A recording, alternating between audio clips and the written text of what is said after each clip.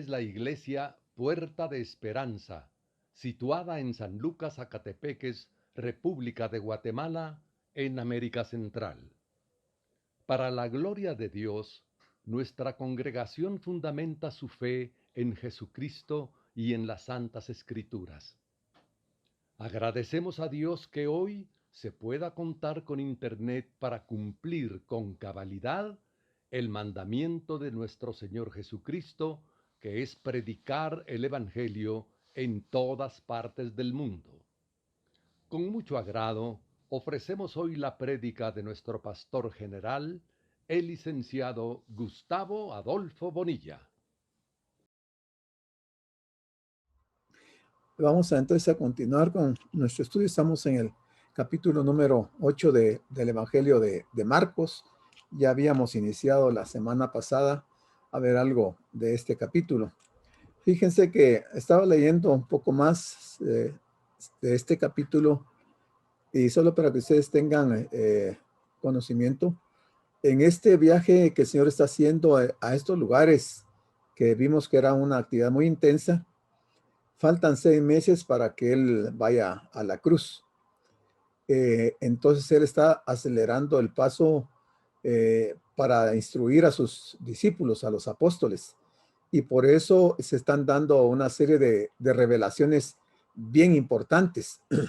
Incluso algunas preguntas que Él les hace a los discípulos y que ya vimos o vamos a ver el día de hoy, creo, se refieren a a ese punto de vista, porque ya el tiempo había llegado para que él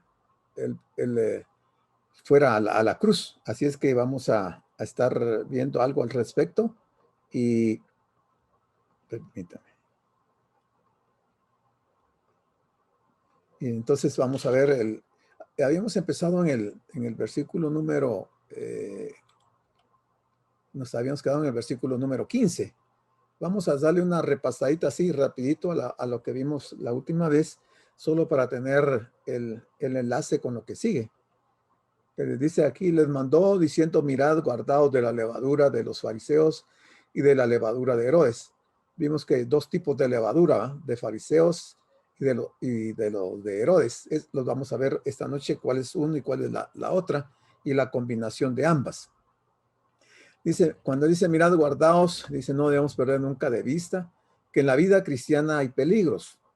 Y el Señor estaba intentando ponernos en alerta sobre algunos de ellos, principalmente en aquellos días, ¿verdad? ¿Por qué les hizo Jesús esta exhortación en este momento? Bueno, tal vez porque estaba viendo que sus discípulos estaban siendo contagiados por la actitud de los fariseos, que esperaban ver alguna señal para creer en él. Recordemos que ahí le están llegando a pedir señales y ya los discípulos están cayendo en ese error de las señales, y entonces el Señor les está hablando en relación a eso y les está advirtiendo. Pero mucho más probablemente porque la actitud de incredulidad y de endurecimiento de los discípulos los hacía propensos a aceptar este tipo de malas influencias. Debemos estar siempre alertas contra la falsedad y la hipocresía en la vida cristiana. También debemos cuidarnos de vivir mundanamente y debemos de esforzarnos por ser honestos.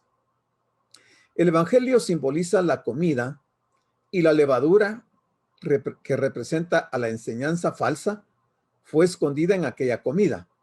Como cuando los panaderos hacen pan, o las señoras cuando hacen un pastel, a la harina le ponen levadura y cambia totalmente la presentación, el sabor y la forma de esa masa.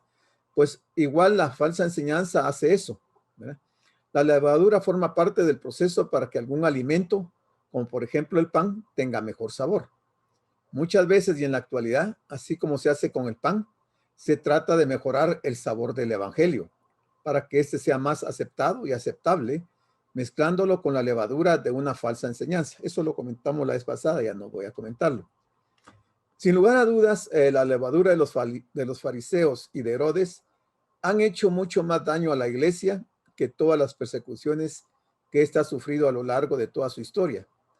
Yo podría decir que tal vez el daño ha sido en el sentido espiritual, porque la persecución a la iglesia externa, material, sí ha hecho daño a la iglesia, pero el mayor daño lo hace la persecución espiritual.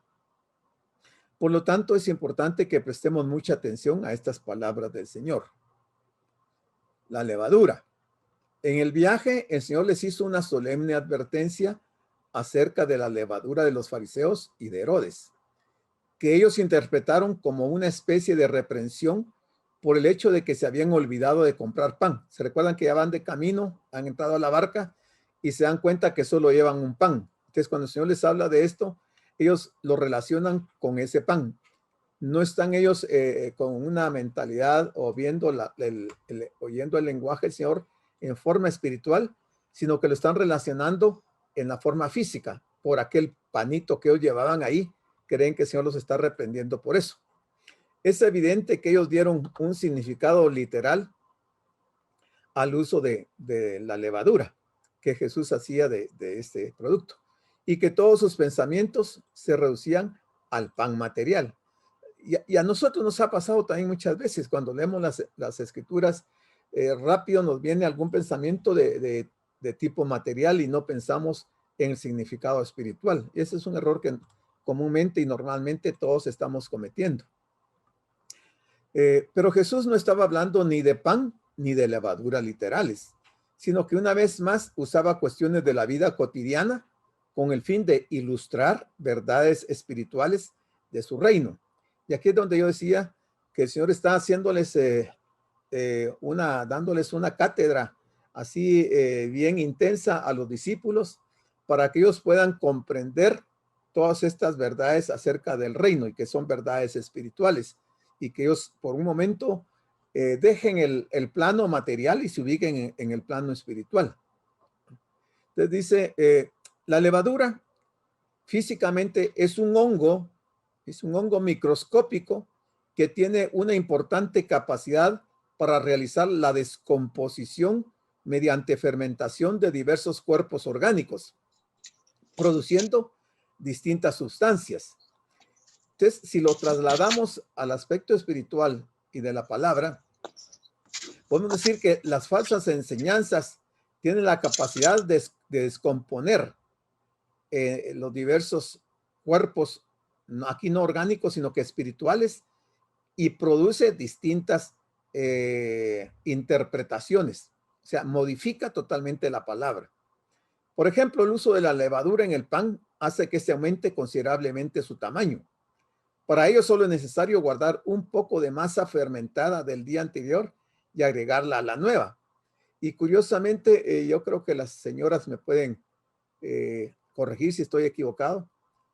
Si tienen una libra de harina de trigo, para que eso puedan convertirlo en un pastel o en pan, creo que no le ponen una libra de levadura.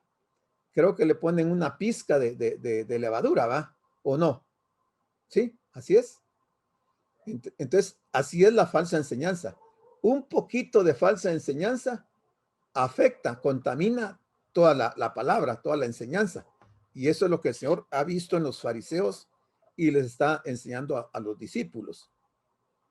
Pero como hemos dicho, el Señor se estaba refiriendo a la levadura desde una perspectiva espiritual. En este sentido, Él la veía como símbolo de algo negativo. Y podemos considerar algunas de las razones para establecer este paralelismo. Primero, la levadura se extiende por toda la masa y cambia su naturaleza, operando exactamente igual que el pecado en el hombre. Porque también cuando se habla de levadura se relaciona con el pecado. Y eso contamina todo el cuerpo.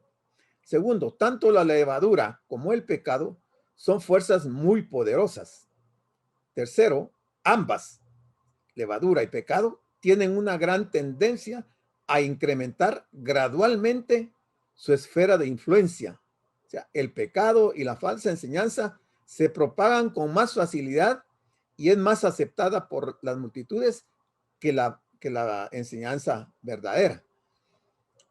Cuarto, dice, y las dos actúan de forma invisible, porque tanto la levadura material como la espiritual no son visibles. Y por eso es que la gente, nosotros muchas veces no nos percatamos de que a veces hay algunos mensajes que están contaminados con levadura espiritual. Los discípulos, como buenos judíos, deberían haber estado familiarizados con este simbolismo negativo de la levadura.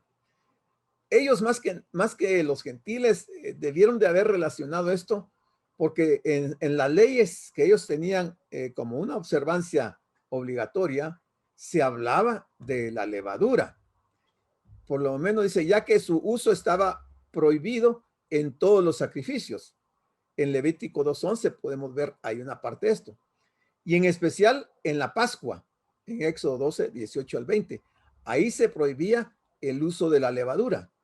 Sin embargo, ellos nunca relacionaron esa parte de las escrituras con las enseñanzas que el Señor les está dando en ese momento.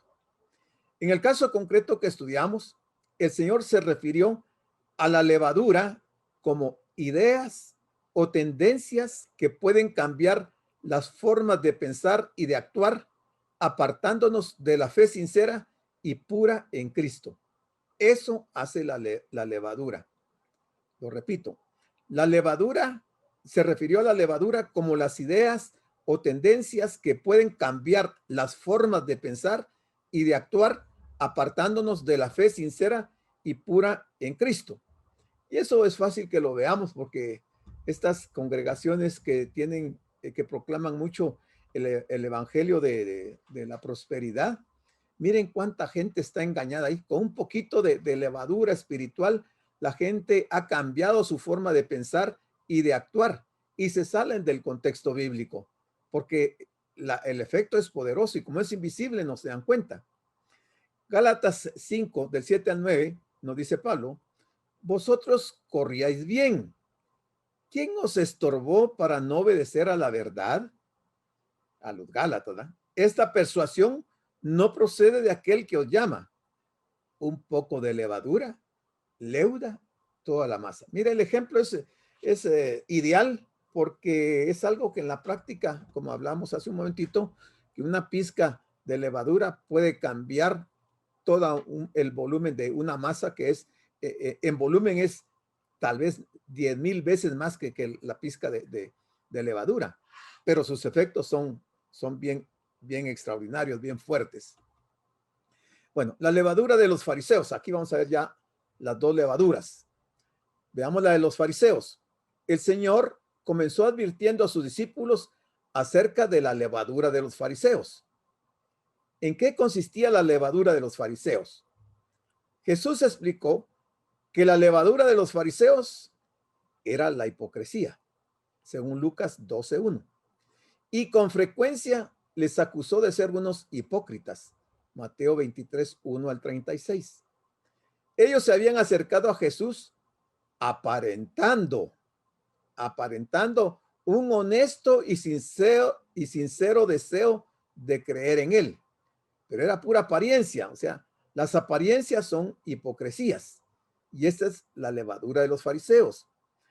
Pero la verdad es que odiaban a Jesús, pues la escritura deja muchos pasajes donde ellos se habían puesto de acuerdo para matar a Jesús, pero aparentaban que ellos querían creer en él. Habían decidido destruirle y lo único que buscaban era la forma de tentarle. Eran unos hipócritas consumados. Ofrendaban para ser vistos de los hombres, ¿verdad? Oraban también para recibir aplausos y reconocimientos y ayunaban para impresionar a las gentes y para despojarlas de sus bienes. Pero el Señor les acusó de que usaban todas estas formas de religiosidad externa para intentar esconder un corazón perverso e impío. Entonces, no se les olvide que la levadura de los fariseos es la hipocresía, ¿verdad? Cuando alguien les pregunte, esa es porque la levadura de Herodes es distinta, ya van a ver en qué consiste. Aparentaban estos fariseos obedecer a la palabra de Dios, pero ya hemos visto que habían sustituido la palabra por las tradiciones de los ancianos y estaban obligando a la gente a observar tradiciones que no estaban escritas en la ley. Y el Señor se los dice, ¿eh? Ustedes están imponiendo tradiciones en lugar de la palabra, en lugar de los mandamientos de Dios, ustedes imponen mandamientos humanos. Entonces, aparentaban obedecer la palabra de Dios, cuando en realidad la habían sustituido por mandamientos humanos que ellos mismos habían ideado para proteger sus propios intereses. Marcos 7, 6, 13. Por eso, hermanos, es que yo veo que es muy importante que cuando nosotros oímos predicaciones o asistimos a algún lugar donde se está predicando, que tengamos conocimiento de la palabra, porque en una forma muy subliminal nos pueden estar introduciendo mandamientos humanos y dejando de lado los mandamientos de Dios, la palabra de Dios, que es la que nosotros debemos de anhelar y desear que se nos predique. Entonces tengamos mucho cuidado y seamos muy observadores. Ellos nunca llegarán a estar en una relación correcta con Dios, hablando de los fariseos. Por ejemplo, Mateo 23, del 13 al 15, dice, el Señor les dice, ay de vosotros, escribas y fariseos hipócritas, porque cerráis el reino de los cielos delante de los hombres, pues ni entráis vosotros, ni dejáis entrar a los que están entrando. Hay por ahí un refrán del mundo que dice que algunas gentes son como el perro hortelano, ¿eh? Que ni come ni deja comer. Pues algo así está diciendo aquí el Señor respecto a los fariseos. Dice que ni entran ni dejan entrar a los que quieren entrar. Luego lamenta otra vez y dice, ay de vosotros, escribas y fariseos. Dice que en los dos casos se menciona a estos dos grupos, escribas y fariseos. Escribas y fariseos, y les vuelve a decir hipócritas, porque recorréis mar y tierra para hacer un prosélito, y una vez hecho le hacéis 2 veces más hijo del infierno que vosotros. Mire qué terrible, qué declaración tan fuerte el Señor hace en ese momento. A mí lo que me impresiona es que los fariseos se quedaron callados. Yo no sé si ellos no entendieron las palabras del Señor o si las entendieron y no podían contradecir lo que Él les estaba diciendo. Pero el Señor les está diciendo unas palabras bien fuertes. ¿Ah? Les dice que hacen prosélitos y una vez que lo hacen, dice, le hacéis dos veces, o sea, 100% más hijos del infierno que vosotros. ¿A quiénes? A los prosélitos, porque los estaban engañando. ¿Eh? ¿Quién es un prosélito? ¿Quiénes son los prosélitos? En aquel tiempo eran todos los que aceptaban la religión judía, se convertían al judaísmo y normalmente eran personas gentiles, porque los judíos como nación, pues ellos no entran dentro de ese grupo. Los prosélitos eran gente de otras naciones que aceptaban la religión judía. Y entonces el Señor los está acusando que esos, ¿cómo se llama? Que hacen aquí, ese, ¿dónde está? Ese, que para ser un prosélito, dice, recorren mar y tierra y les hacen 2 veces más hijos del diablo. Bueno, dice, ahora vamos a ver, perdón, no, la levadura de Herodes. Ya vimos la levadura de los fariseos, que es la hipocresía. Ahora veamos qué es lo que el Señor señala como levadura de Herodes, porque si fuera la misma no hubiera hecho el Señor la distinción entre una y otra. Pero quiere decir que para el Señor eran 2 cosas totalmente diferentes, 2 levaduras que afectan fuertemente a la iglesia. Entonces Marcos ya nos ha presentado a Herodes en su evangelio, en Marcos 6 del 14 al 29. En aquella ocasión tuvimos la posibilidad de considerar que era un hombre mundano y malvado en alto grado. Hablando de Herodes, un hombre mundano y malvado en alto grado, que no dudó en encarcelar y matar a Juan el Bautista porque le predicaba la palabra. Por eso no quería decir, pero eso no quería decir que no fuera religioso. De hecho, la dinastía de Herodes había construido el templo de Jerusalén. Mire qué tremendo, qué hipocresía también la esta dinastía de Herodes, porque si uno lo ve desde un punto de vista material, uno diría, qué bueno que fue Herodes, ¿verdad? Les construyó el templo a los judíos, ¿verdad? Pero no era nada que ver con eso. Ahí estaba él mostrando esta levadura. Y siempre que la oportunidad lo aconsejaba, mostraba un gran respeto por la religión de Israel. ¿Sí? Mostraba un gran respeto por la religión de Israel. Ya hemos visto que Herodes era descendiente de ¿quién dijimos? ¿De quién procedía Herodes de descendencia? A ver, y abra su micrófono y me dice. Lo hemos mencionado varias veces. ¿Quiénes eran las raíces de Herodes? Esaú. Los samitas. Correcto, correcto. Gracias, Jonathan. De Esaú. Él procedía de Esaú. O sea, Esaú, hermano de Jacob. Los dos hijos de Jacob. De Isaac. ¿verdad? De Isaac. Entonces, no andaban muy lejos. O sea, Herodes de alguna manera tenía ciertos lazos de familiaridad con los israelitas, con los judíos, ¿verdad? Porque Esaú son los árabes, ¿verdad? Ellos, todos los árabes descienden de Esaú, pero la nación judía desciende de Jacob. Entonces, tenían cierto parentesco. Aunque al mismo tiempo su política estaba dirigida a helenizar a la nación, a la vista de todo esto, ¿cómo podríamos definir la levadura de Herodes? Esta levadura consistía en la mundanalidad.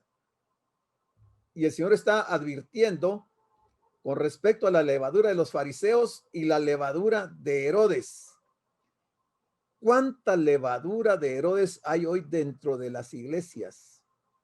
Creo que es mayor la levadura de Herodes que la levadura de los fariseos. Consistía en la mundanalidad escondida bajo la capa de una religiosidad oportunista y superficial.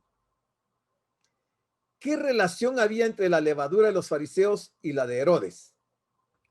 En principio, pudiera parecer que no había ninguna relación entre ellas, ya que los fariseos eran un grupo religioso, mientras que Herodes era un político. Religión y política. Religión y política. Los fariseos practicaban su religión de una forma muy estricta, mientras que Herodes vivía desenfrenadamente en un ambiente mundano. Y las escrituras, no hay que hablar mucho de eso, que las escrituras nos dicen lo mundano que era no solo un Herodes, sino que todos los Herodes, toda la dinastía de Herodiana, tenían en común, los dos fariseos y Herodes, tenían en común el hecho de que los dos usaban la religión para sus propios fines y no para servir ni honrar a Dios. Y nuevamente, insisto yo, en que tenemos mucha levadura de Herodes en nuestras congregaciones, porque cuánta gente no está interesada en estar metido en asuntos políticos, y no precisamente para servir al pueblo, sino que para llenarse los bolsillos de dinero. No digo que todos, porque si hay muy buenos cristianos dentro que han tenido o tienen puestos dentro del gobierno y que han hecho una obra interesante, pero la mayoría de ellos son como Herodes, que llevan una vida mundana y que usan la religión y usan la política no para servir a Dios y honrar a Dios, sino para servirse ellos mismos. Entonces, cuando el Señor les dice esto a los discípulos, guardados de la levadura de los fariseos y de la levadura de Herodes, esto provocó que los discípulos iniciaran una discusión, empezaron a discutir. Y entonces es interesante ver qué era lo que estos hombres discutían, porque no están captando el mensaje que el Señor les está dando. Y entonces los lleva a discutir. ¿Y qué es lo que dicen? Que Él está diciendo esto porque no trajimos pan. Nada que ver. Absolutamente nada que ver. Mire todo lo que hemos explicado y por dónde andaban los discípulos. Ahora, aquí vamos a ver algo interesante en unos versículos más adelante de esta forma de pensar de los discípulos. Porque cuando el Señor sana, bueno, eso lo vamos a ver ahorita adelantito. Cuando el Señor sana a un ciego, ese ciego, cuando el Señor pone su mano sobre él, Él dice que ve a los hombres como árboles. O sea, no hay una visión clara. Está viendo las cosas en forma difusa.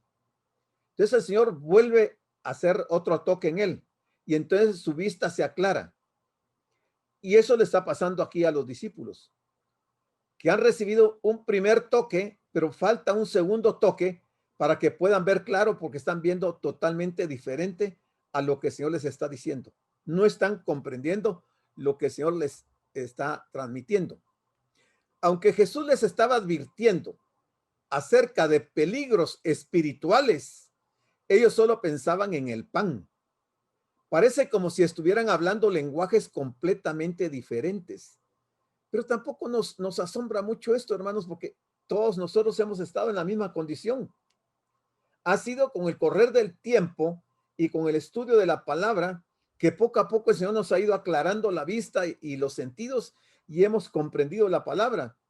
Pero si retrocedemos unos años atrás, cuando empezamos nuestra carrera cristiana, podríamos ver que estamos exactamente igual que los discípulos, haciendo conjeturas que nada que ver, asociando las cosas en un sentido material y no espiritual. Dicen, tan obsesionados estaban los discípulos con lo material que no eran capaces de entender el mensaje de Jesús. Y como faltaban 6 meses para que él fuera a la cruz, al Señor les interesa aclarar todo este tipo de mensajes en sus discípulos. Entonces la pregunta aquí podría ser, ¿cuál era la raíz de esta incomprensión? Su dificultad principal no radicaban en un problema de comprensión. ¿Cómo podían pensar que el hecho de llevar un solo pan en la barca pudiera ser un problema para Jesús si ellos mismos habían sido testigos de 2 milagros tan grandes, 2 señales grandísimas de multiplicaciones milagrosas? Entonces, como que se desconectan de la realidad, como que estuvieron presentes en los 2 milagros donde vieron que el Señor alimentó en un caso a 5,000 y en el otro a 4,000, y ahora están preocupados porque llevan un pan, pero llevan ahí al que multiplica los panes. O sea, están totalmente perdidos, no están relacionando los acontecimientos que han ocurrido con las situaciones que están viviendo. Dice, si ellos mismos habían sido testigos de 2 multiplicaciones milagrosas, su verdadero problema era espiritual. Este era el problema espiritual, que es para muchos de nosotros el problema es espiritual y que consistía en la falta de fe. Marcos 6:52. Si nosotros pudiéramos hacernos un autoexamen de cómo es nuestra fe, creo que muy pocos saldrían aprobados, porque estamos faltos de fe. Dice, ellos todavía no habían entendido. Imagínense, a estas alturas, ya van casi 3 años de enseñanzas que el Señor les está dando, y a esas alturas ellos todavía no habían entendido quién era Jesús. Es que suena ridículo, ¿ah? Que no hubieran podido entender que era Jesús ante tantas señales, tantos milagros que él se había manifestado en presencia de ellos, y todavía no habían entendido que él era Jesús, que él era el Mesías. Y miren, entonces, en ese momento está el Señor ahí, dice, y entendiéndolo Jesús, cuando ellos discuten, él oye la discusión que tienen y entiende la discusión. Entonces Jesús les dijo, interesante la pregunta que el Señor les va a hacer. ¿Qué discutís? ¿Por, por qué no tenéis pan? ¿O por qué no tenéis pan? ¿Discutís porque no tenéis pan? Y aquí va a él a hacer una aclaración. Nadie puede tener fe si no piensa. Por eso el Señor dijo que había que amar a Dios con toda la mente. Marcos 12:30. Por lo tanto, el Señor les va a llevar a recordar todo lo que habían visto de Él. Les va a llevar a recordar todo lo que habían visto de Él. Tanto sus palabras como sus hechos. Porque el Señor les había dado unas cátedras, pero extraordinarias. Y les había mostrado señales, pero portentosas. O sea que los discípulos eran testigos de las palabras y de los hechos del Señor. tenían que hacer un esfuerzo y razonar con lógica. Si multiplicó 5 panes o si multiplicó 7 panes y le dio de comer a miles de gentes, la lógica decía que con un pan él los podía alimentar, ¿verdad? Pero no relacionan la lógica con su razonamiento, sopesando toda esa información para así poder llegar a una conclusión correcta de quién era Jesús. Pero llegar a saber quién es realmente Jesús no es suficiente. Es necesario dar una respuesta adecuada a esta revelación de Dios. Y este era el segundo problema que los discípulos tenían. Jesús los llamó endurecimiento de corazón. Y eso sucede en las iglesias hoy en día. Muchas personas están endurecidas de corazón. Y por eso es que la palabra no permea en sus vidas. Y por eso no vemos cambios en algunas personas, porque tienen un corazón endurecido. Ese es un segundo problema. El primero es no razonar todo las palabras del Señor y los hechos que Él ha mostrado. Y hoy nosotros estamos en mayor ventaja que los discípulos, porque ellos hasta aquí todavía no habían visto el resto de milagros y de señales que el Señor iba a hacer. Nosotros hoy tenemos toda la película completa, o sea que debiéramos de estar en mejores condiciones y no debiéramos de estar con falta de entendimiento. Entonces les pregunta el Señor, fíjese que él aquí va a hacer 5 preguntas, y esta es la primera: ¿qué discutís? ¿Porque no tenéis pan? La segunda: ¿no entendéis ni comprendéis? Miren la pregunta tan directa, tan clara que el Señor les hace. Si usted me dijera a mí, hermano, usted no entiende ni comprende, ¿cómo creen que me sentiría yo? O si yo le dijera a usted estas palabras, ¿cómo se sentiría usted?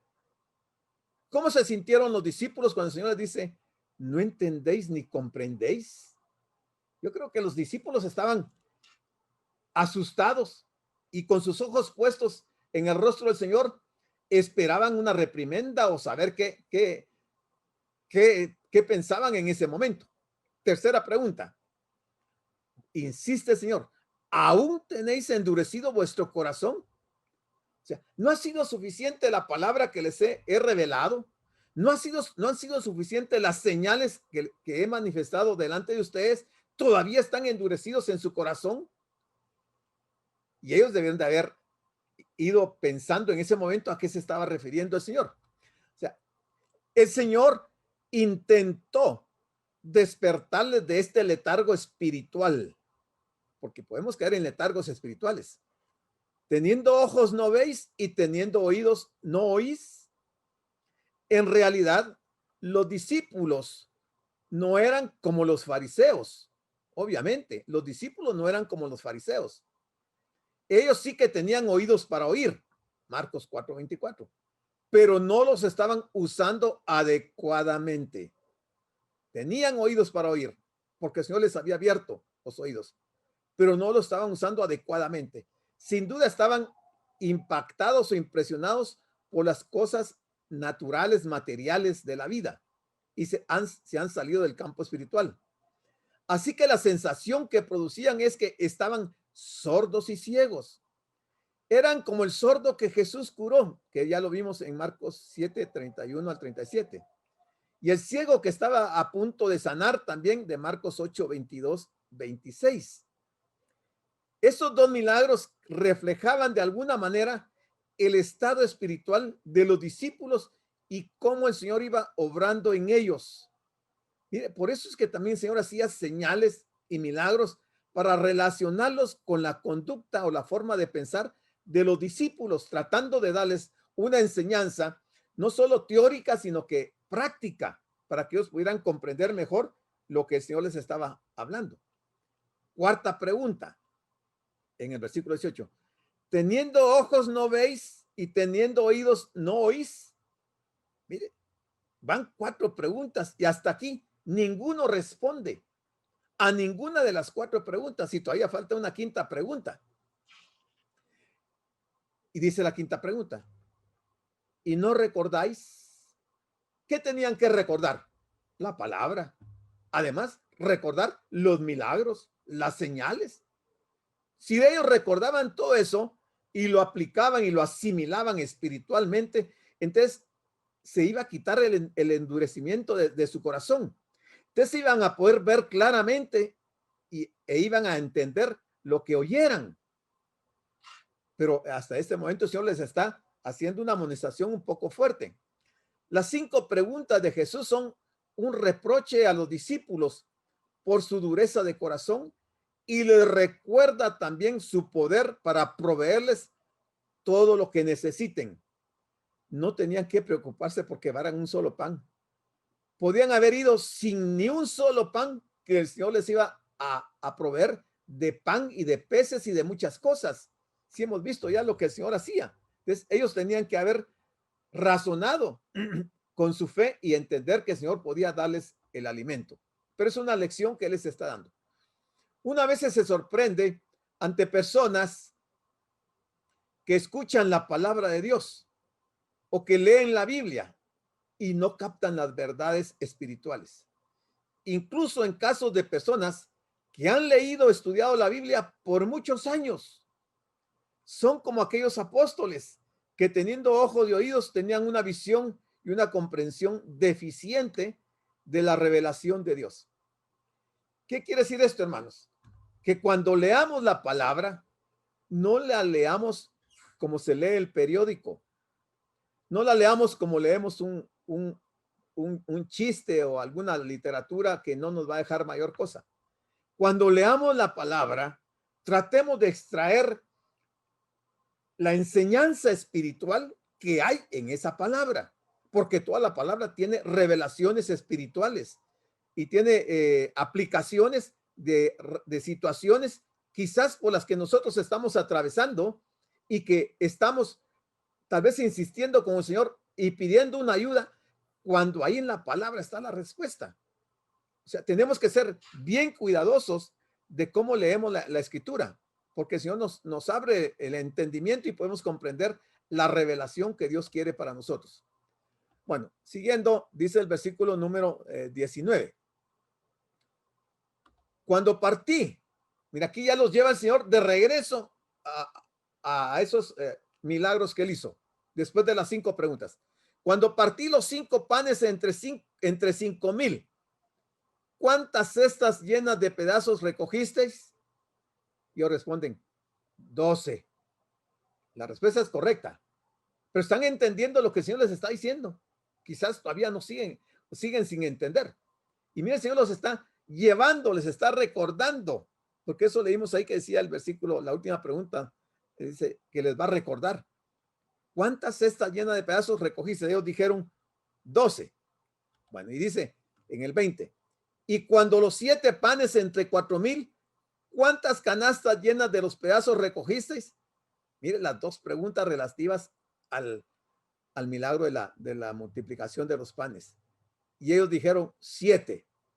Primero 12, primero 7. O sea, sí sabían lo que había ocurrido, pero no estaban razonando, no estaban aplicando la palabra, no estaban entendiendo el mensaje espiritual que el Señor les estaba tratando de dar.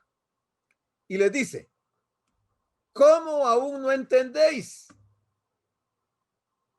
Y hermanos, yo me pongo en el caso de los apóstoles.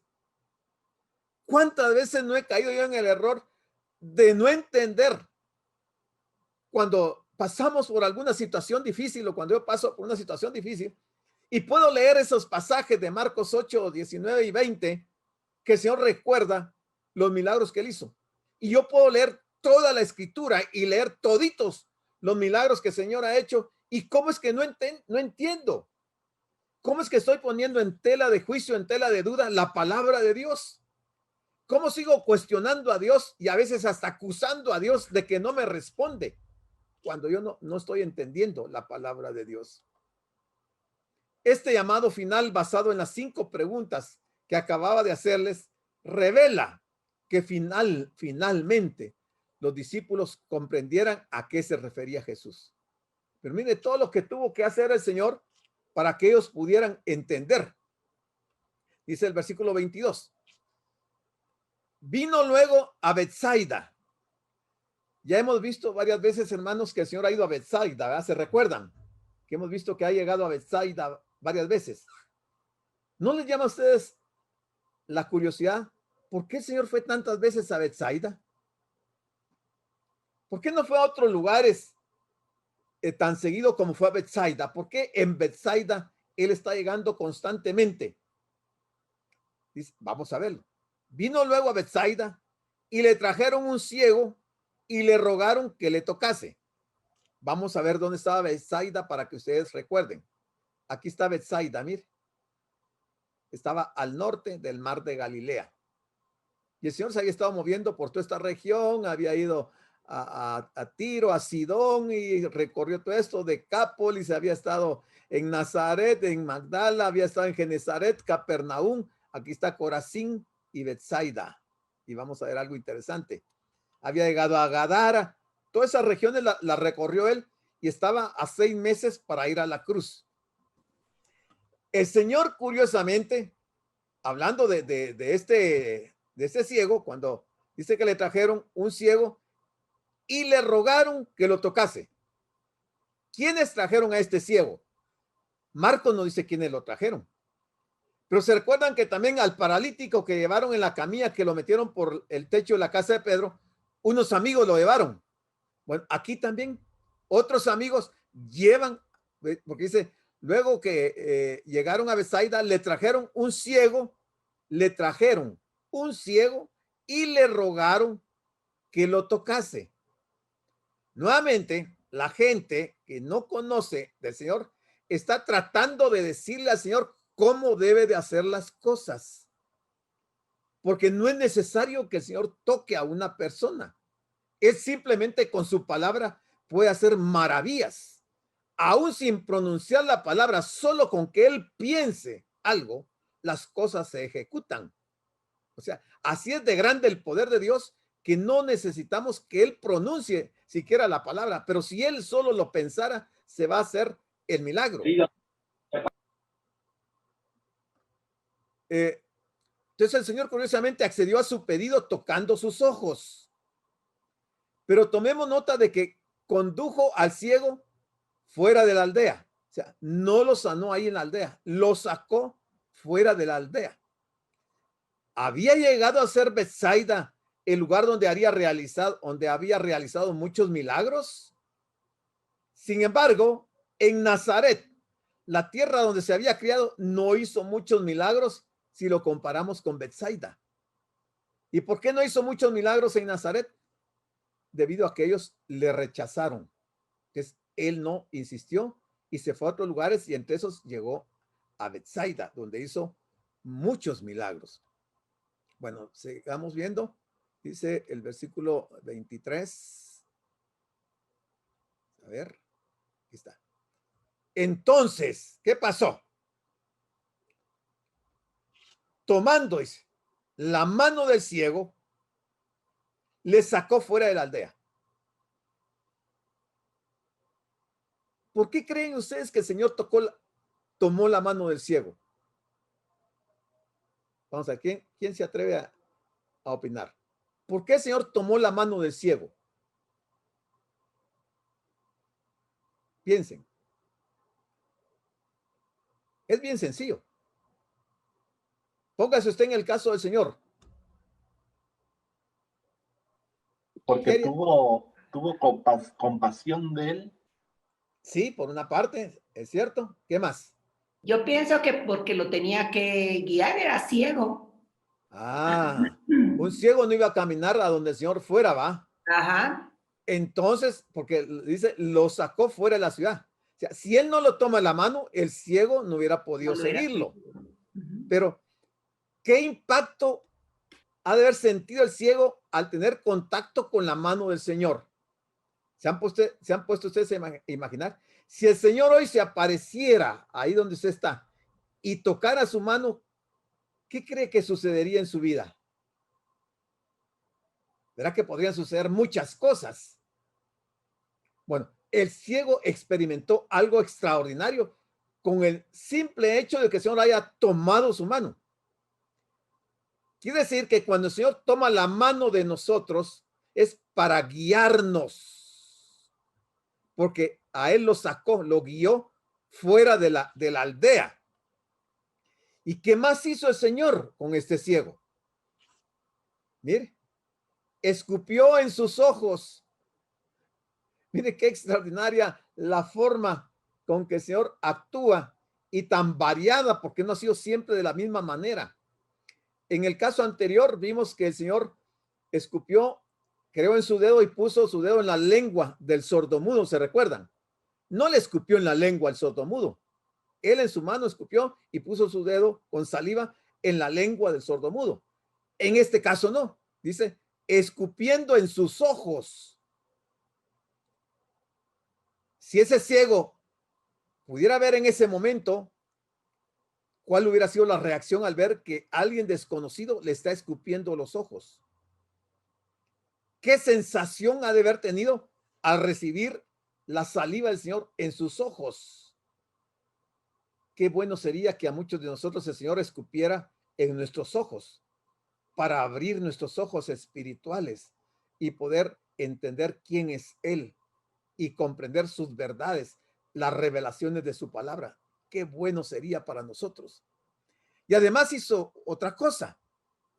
Le puso las manos encima. Pero vea el proceso. Primero lo toma de la mano, lo lleva fuera de la ciudad, escupe en sus ojos y luego pone las manos encima y le hace una pregunta. Y le preguntó si veía algo. Ahí sucede algo extraordinario que Marcos, obviamente por no haber sido el beneficiado de este milagro, no sabe expresar, no sabe comentar. Y quizás el ciego no testificó de qué pasó en todo ese proceso. Porque si él hubiera explicado, Marcos nos hubiera contado qué fue lo que pasó, lo que él sintió, lo que estaba ocurriendo en ese momento. Sin duda que hay muchas diferencias entre el ciego que estaba mendigando en el templo, según Juan 9, y aquel hombre tan lleno de vida y fe que se llamaba Bartimeo en camino de Jericó. Estos dos eran ciegos también. Pero la forma en que el Señor les devolvió la vista al ciego de Juan 9 y al ciego Bartimeo, nada que ver con este ciego. No se sabe nada de este hombre, ni su nombre, ni su edad, sino únicamente que era ciego. Es interesante que la gente al traerlo le ruega al Mesías que lo toque. Por experiencia podemos decir que a los médicos, y aquí nos puede ayudar el doctor, que a los médicos no les gustan las sugerencias de cómo tratar a un paciente. Después de todo, los médicos para eso pasaron tantos años de estudio. Y el paciente podrá estar sintiendo las reacciones de la enfermedad, pero el experto es el médico. Pero uno no va al médico para decirle qué tiene que hacer con nosotros. Mientras que en este caso, esta gente lo oye y le dicen que lo toque. Si el médico es el Señor, Él sabe lo que tiene que hacer. Pero la gente le pone condiciones al Señor qué debe de hacer. No entendemos de que el médico es Él. Pero Jesús de Nazaret no se enoja. Los médicos de nuestro tiempo se pueden enojar cuando el paciente llega a darles órdenes de qué es lo que tiene que hacer el médico. Y con razón se enojan. Pero fíjense que Jesús no se enojó. Por el contrario. Seguramente no hay ningún valor medicinal en la saliva que él puso en los ojos. Pero el Señor la usó para aumentar la fe de este hombre. ¿Se recuerdan de Naamán? Cuando llegó a la casa de Eliseo, ¿qué era lo que pensaba Naamán? Que iba a salir Eliseo, iba a rasgar sus vestiduras, iba a levantar sus manos al cielo, iba a elevar una oración, pero pomposa, y que le iba a dar órdenes a Dios para que lo sanara. Y no. Eliseo no salió, solo le mandó al siervo a decirle que se fuera a meter al río Jordán. ¿Para qué? Para que la gente, no solamente Naamán en ese caso, sino que todos los que iban con él, y para que nosotros que leemos la Biblia entendamos que esas señales que el Señor hace deben de aumentar nuestra fe. Con todos estos milagros que encontramos en los evangelios, hermanos, debiéramos de tener una super fe, cada uno de nosotros. Pero la realidad no es esa. Muchos de nosotros andamos en la calle de la amargura en cuanto a fe. Observemos que lo sacó de la aldea. No querría que los curiosos incrédulos vieran y se mofaran de lo que él iba a hacer. Pero había algo más, porque si esta fuera la única razón, hubiera sido suficiente entrar en una casa. No había necesidad de llevarlo fuera de la ciudad. Lo hubiera metido en una casa y ahí hubiera evitado que la gente se burlara y que fueran a hacer cosas que no eran convenientes. Pero no lo metió en una casa, lo sacó del pueblo. Y es que el método que va a utilizar con este ciego es distinto que en la curación de Bartimeo o la del ciego de Juan capítulo número 9. Pero hay un detalle que es importante. Betsaida. Mire, Betsaida ha pasado a la historia como un lugar donde Jesucristo hizo muchos milagros y sin embargo no fue aceptado en Betsaida. Mire qué curioso. Pareciera como que la gente de Betsaida era mejor que la gente de Nazaret. Mateo nos dice, entonces comenzó a reprender a las ciudades en las cuales se realizaron muchos de sus hechos poderosos, porque no se habían arrepentido.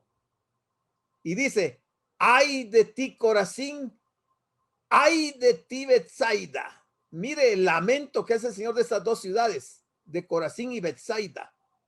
¿Por qué? Porque no se habían arrepentido, a pesar de muchos milagros poderosos que el Señor hizo. Quiere decir que los milagros no son algo tan esencial como para que una persona se arrepienta. O sea, una persona puede estar viendo milagros portentosos y seguir endurecidos en su corazón. Porque si se hubieran realizado, dice el Señor, si se hubieran realizado en Tiro y en Sidón los hechos poderosos que se realizaron en vosotras, ya hace tiempo se habrían arrepentido en saco de ceniza. Mire qué tremenda declaración hace el Señor ahí en Betsaida. Y cómo les dice lo que les va a pasar a estas dos ciudades y cómo las compara con Tiro y con Sidón, dos ciudades paganas de gentiles. Pero él dice, si ahí se hubieran hecho esos milagros, ¿qué tiempo se hubieran arrepentido? Dice, estas dos ciudades. Sin embargo, Betsaida fue beneficiada en ese sentido. Este ciego, sin duda, muchas veces había sido tomado de la mano y guiado a algún lugar. Pero esta mano que ahora estrecha la suya es muy distinta. Hay algo tan especial en esas manos de Jesús de Nazaret que le dan una sensación que nunca había tenido antes. Siente el calor de alguien que le ama y la firmeza de alguien que él sabe que lo va a ayudar. Qué dichoso es este hombre que viviendo en las tinieblas va siendo guiado al lugar donde la luz va a entrar para siempre en su vida. Interesantísimo, ¿verdad? En este caso, la curación no se produce instantáneamente. Este hombre probablemente había tenido vista antes para poder reconocer hombres y árboles. O sea que no nació ciego, porque él sabía cómo eran los hombres y cómo eran los árboles. El ciego siente que lo llevan a otro lugar. Segundo, el ciego obedece y se deja conducir fuera de la ciudad a un lugar seguramente más tranquilo. No se opuso. Él pudo haber dicho, ¿de dónde me llevas? Yo aquí me voy a quedar. Si vas a hacer un milagro, hazlo aquí en mi casa, aquí en esta iglesia, en este hospital, aquí haz el milagro. No, el ciego obedece. Él no se pone a discutir con el Señor. Se dejó guiar. Tercero, el ciego siente ahora la saliva sobre sus ojos. Cristo lo podía haber curado con su palabra. Eso es innegable, indudable. Él pudo haber dado ahí una palabra y lo sana. Pero mire todas las enseñanzas que nos da ese hecho, esa forma en que el Señor sana a este ciego. De la misma manera, a cada uno de nosotros Dios nos busca y nos llama a la conversión de una forma distinta. Todos tenemos diferentes experiencias en nuestra conversión, atendiendo siempre a nuestras circunstancias y necesidades concretas. Y algo similar ocurre también con todos los hombres. Nadie llega a comprender toda la verdad de golpe. Es cierto que hay personas que se convierten después de escuchar la primera predicación, pero normalmente es un proceso que lleva su tiempo, mientras el Espíritu de Dios va convenciendo a la persona de su necesidad y de quién es Jesús. Eso está en Juan 16, del 7 al 11. Y esto es lo que a nosotros también nos cuesta entender. Todos queremos que todos tengan la misma experiencia que tuvimos nosotros, pero Dios trata de diferente forma con cada uno. Y Él en ese proceso dice que el Espíritu empieza a trabajar en nosotros para convencernos de la necesidad de saber quién es Jesús y que lo necesitamos. Y lo mismo pasa con los creyentes. Nuestra comprensión de Dios y de su revelación es progresiva y avanza según crecemos en la fe. Yo aquí sí cuestiono un poco y reflexiono y digo, yo tengo que hacerme un examen, yo y usted también.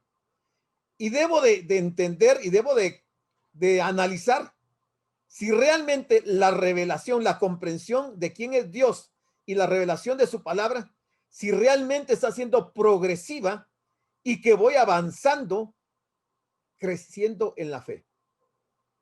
Porque si no nos examinamos, hermanos, no sabemos en qué punto estamos. Pero si yo entiendo que no he ido aprendiendo, no ha sido progresivo mi conocimiento acerca de Dios y de la revelación de su palabra, y no siento que voy avanzando y creciendo en la fe, debo de preocuparme. Debo de dar un giro de 180 grados para buscar la dirección correcta, porque si no, la dirección que llevo probablemente me lleve a un lugar donde esté más alejado de Dios y de entender la palabra de Dios.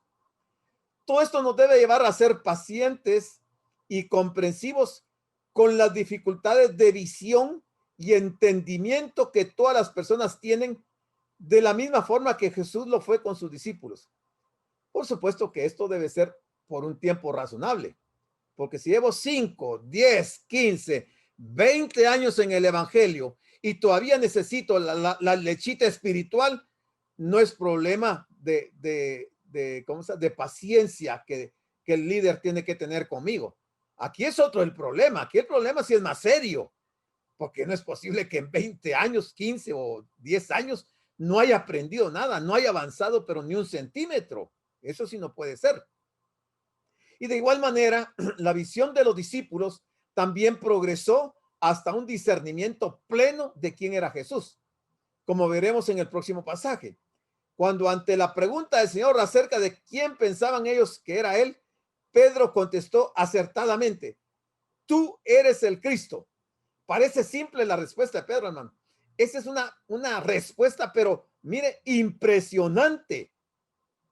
Y como veremos, ese momento cierra un ciclo que termina igual que el milagro del ciego de Betsaida, viendo claramente a Jesús.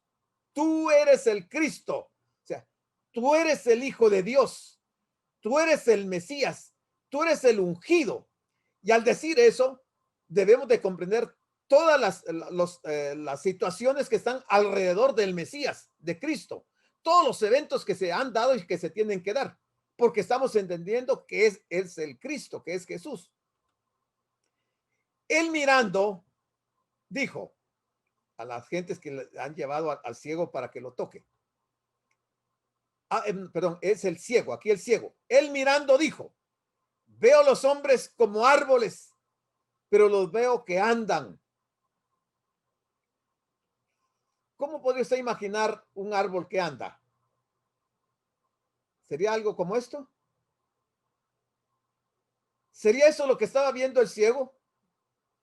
Veo a los hombres como árboles que andan. La visión no era clara, pero ya tenía parte de la visión. Ya veía árboles y veía hombres. Veo hombres como árboles que andan. Muy bien, son las 8 en punto y nos quedamos con esta imagen para seguir en nuestra próxima reunión. Les dejo el tiempo para preguntas, comentarios, aportes, dudas o algo que usted quiera expresar. Puede encender su micrófono.